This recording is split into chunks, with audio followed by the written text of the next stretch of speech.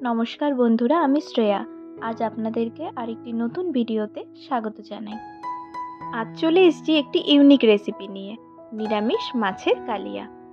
মাছ কী করে নিরামিষ হয় সেটা জানতে হলে পুরো ভিডিওটা আপনাদেরকে দেখতে হবে শেষ পর্যন্ত। চলুন দেখে নেওয়া যাক। প্রথমেই আমি একটি কচি বাঁধাকপি ভালো করে ধুয়ে ঝিরিঝিরি করে কেটে নিয়েছি। এবার একটি পাত্রে 5টা মাঝারি সাইজের আলু আমি সেদ্ধ বসিয়ে দিয়েছি। আর বাঁধাকপিটা আমি একটু গরম জলে ভাপিয়ে নেব। জলটা আগে একটু সামান্য গরম করে তারপর আমি বাঁধাকপি কুচিগুলো দিয়ে সামান্য একটু লবণ দিয়ে দিচ্ছি, যাতে বাঁধাকপিটা তাড়াতাড়ি সেদ্ধ হয়ে যায়।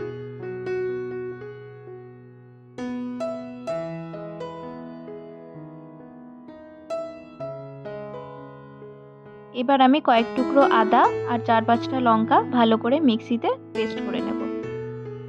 এরপর 2টো টমেটোকে আমি পেস্ট করে নেব, কিন্তু টমেটোটা পুরোপুরি মিহি পেস্ট করব না, একটু হালকা কিচকিচ দানা থাকবে এভাবে পেস্ট করে নেব। তারপর 10-12টা কাজু নিয়ে নিলাম, সেটাও আমি মিহি করে পেস্ট করে নিচ্ছি। দেখুন আমার 3টে পেস্ট রেডি হয়ে গেছে, আদা লঙ্কা পেস্ট, টমেটো পেস্ট এবং কাজুর পেস্ট। এদিকে বাঁধাকপিটা ভাপানোর পরে জল ঝরানোর জন্য আমি একটি পাত্রে রেখে দিয়েছি, আর আলুটাও খোসা ছাড়িয়ে নিয়েছি। এবার আমি বাঁধাকপি থেকে ভালো করে জলগুলো এভাবে চিপে চিপে নিংড়ে বের করে নেব, যাতে একটু জল না থাকে। তারপর আমি সেই পাত্রের মধ্যে নিয়ে নিচ্ছি 3 চামচ ময়দা। তারপর নিয়ে নিলাম 3 চামচ মতো বেসন। তারপর অ্যাড করে নিলাম 2 চামচ মতো চালের গুঁড়ো। এবার দিয়ে দিচ্ছি সামান্য পরিমাণ হলুদ,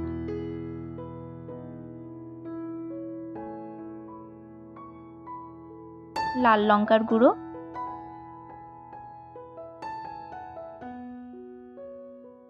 সামান্য পরিমাণ জিরে গুঁড়ো, এটা আমার বাড়িতে বানানো জিরে গুঁড়ো,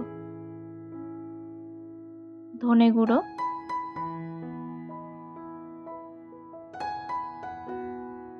আর দিয়ে দিচ্ছি স্বাদ মতো লবণ।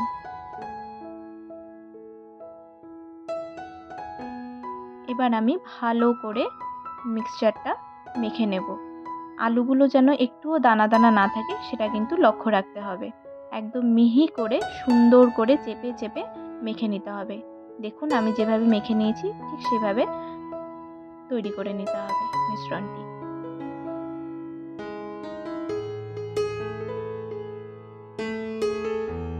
এবার নিয়ে নিয়েছি আমি একটি পাত্র, তার মধ্যে একটু সামান্য পরিমাণ সাদা তেল ঢেলে পুরো পাত্রটির মধ্যে সেই তেলটা আমি মাখিয়ে নিচ্ছি।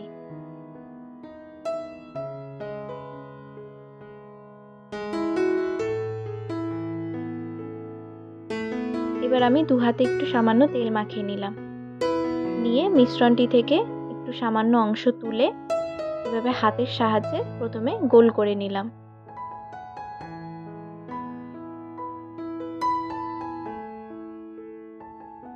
তারপর 2 হাতের সাহায্যে সুন্দর করে চেপে চেপে চ্যাপ্টা একটা আকৃতি তৈরি করে নেব, যাতে একদম দেখতে মাছের পিসের মতন লাগে।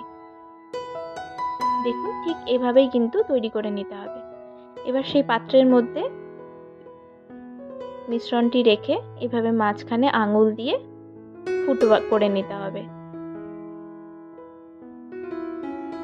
দেখুন দেখতে কিন্তু একদম মাছের টুকরোর মতন হয়েছে। এভাবে বাকি পিসগুলো আমি বানিয়ে নেব।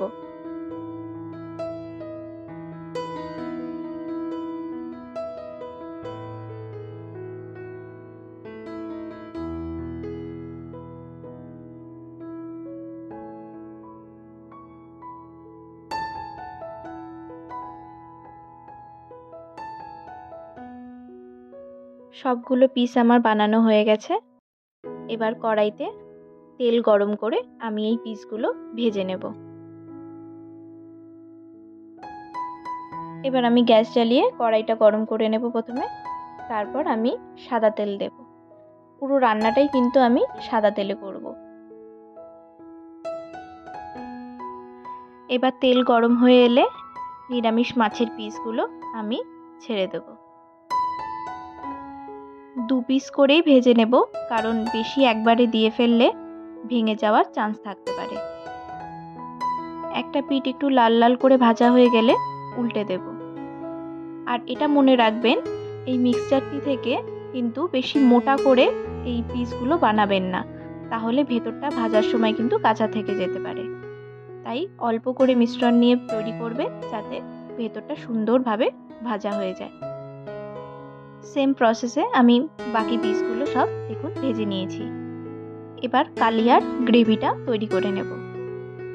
এবার ওই তেলের মধ্যেই দিয়ে দেব সামান্য গোটা জিরে, একটা দারচিনি, 4-5টা লং এবং 2টো এলাচের টুকরো। ফোড়নটা ভালো করে আগে ভেজে নেব। ফোড়ন থেকে সুন্দর গন্ধ বেরিয়ে এলে আমি সামান্য হলুদ দিয়ে নেব। হলুদ দেওয়ার কারণ হলো, আমি যে আদা লঙ্কার পেস্টটা দেব সেটা যাতে খুব বেশি ছিটে না ওঠে, তার জন্য আমি হলুদটা দিয়ে নেব, তাহলে ছিটবে কম। এবার আমি আদা আর লঙ্কার পেস্টটা ভালো করে কষিয়ে নেব, যতক্ষণ না আদার কাঁচা গন্ধটা চলে যাচ্ছে। এরপর আমি এর মধ্যে দিয়ে দিচ্ছি সামান্য জিরে গুঁড়ো, সামান্য লাল লঙ্কার গুঁড়ো, আর দিয়ে দিচ্ছি কাশ্মীরি লাল লঙ্কার গুঁড়ো। কাশ্মীরি লাল লঙ্কার গুঁড়োটা আমি রঙের জন্য ইউজ করছি, যাতে কালারটা ভালো আসে। এবার দিয়ে দিচ্ছি সামান্য পরিমাণ চিনি,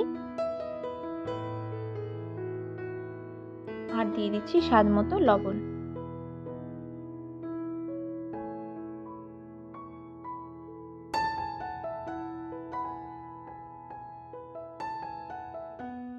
এবার আমি সব মশলাগুলো ভালো মতন কষিয়ে নেব। দেখুন মশলা থেকে তেল ছেড়ে এসছে। এবার আমি টমেটো পেস্টটা যেটা করে রেখেছিলাম সেটা আমি দিয়ে দেব। টমেটোটাও ভালোভাবে কষিয়ে নিতে হবে, যাতে টমেটোর কাঁচা গন্ধটা একদমই না থাকে। সেজন্য টমেটোটাও কিন্তু খুব ভালো করে কষিয়ে নিতে হবে। টমেটোটাও দেখুন খুব সুন্দর কষানো হয়ে গেছে, কি সুন্দর দেখুন তেল বেরিয়ে এসছে। এবার আমি কাজু বাদাম বাটাটা দিয়ে দেব। এই সময় কিন্তু আঁচটা একদম লো রাখতে হবে, যাতে কাজু বাদাম বাটাটা নিচে লেগে না যায়। পুরো রান্নাটাই কিন্তু লো আঁচে আমি করেছি, আপনারাও চেষ্টা করবেন লো আঁচেই করার, তাহলে রান্নার টেস্টটা অনেক বেশি হবে।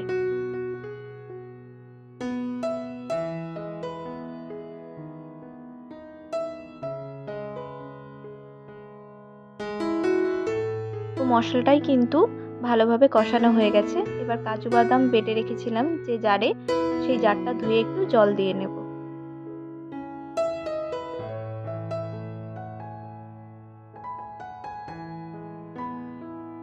এবার জলটা একটু ভালোভাবে ফুটে এলে সেই নিরামিষ মাছের পিসগুলো আমি ছেড়ে দেব। এই নিরামিষ মাছের পিসগুলো খেতে এত টেস্টি হয়েছিল যে ভাজার সাথে সাথে আমরা 2 পিস অলরেডি খেয়ে নিয়েছিলাম। পিসগুলো ঝোলে দেওয়ার পর একটু সামান্য ফুটিয়ে নিয়ে নামিয়ে নিলাম। তৈরি হয়ে গেল আমাদের নিরামিষ মাছের কালিয়া। এই রেসিপিটি কিন্তু সম্পূর্ণ নিরামিষ, কোনো পেঁয়াজ রসুনের ব্যবহার হয়নি। আর এই রেসিপিটি প্রথম দেখাতেই কেউ বলতেই পারবে না যে এটা আসল মাছ নয়। কাটা ছাড়া নিরামিষ মাছের কালিয়া রেসিপিটি কেমন লাগলো অবশ্যই কিন্তু কমেন্টে জানাবেন।